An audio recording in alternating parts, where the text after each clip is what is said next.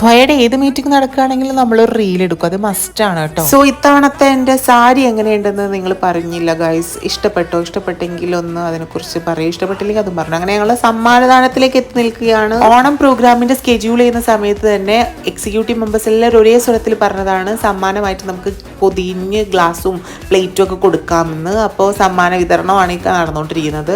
അശ്വതി, അതുപോലെ തന്നെ അദ്രിജ പണിക്കർ, ദീപ റാണി, പിന്നെ നമ്മുടെ സമർപ്പിത, ഇവർക്കൊക്കെ സമ്മാനം കിട്ടിയിട്ടുണ്ടായിരുന്നു കേട്ടോ.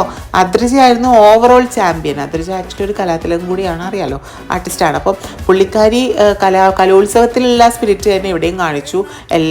എല്ലാത്തിലും മിക്ക പരിപാടികളിലും ഫസ്റ്റും സെക്കൻഡൊക്കെ ആയിട്ട് പുള്ളിക്കാരിക്കാണ് ഏറ്റവും കൂടുതൽ സമ്മാനങ്ങൾ കിട്ടിയത്. അപ്പോൾ നമ്മൾ സമ്മാന വിതരണമൊക്കെ കഴിഞ്ഞിട്ട്, നന്ദി പറച്ചിലൊക്കെ കഴിഞ്ഞിട്ട് നമ്മൾ പിന്നെ ഫുൾ അറമാതിച്ച് ഡാൻസ്, ഓണം ഏത് മൂഡ്, ഓണം മൂഡ് പാട്ടൊക്കെ വെച്ചിട്ട്. അപ്പം അതൊക്കെ കഴിഞ്ഞിട്ട് നമ്മൾ വീട്ടിലേക്ക് വന്നു. ടാറ്റാ.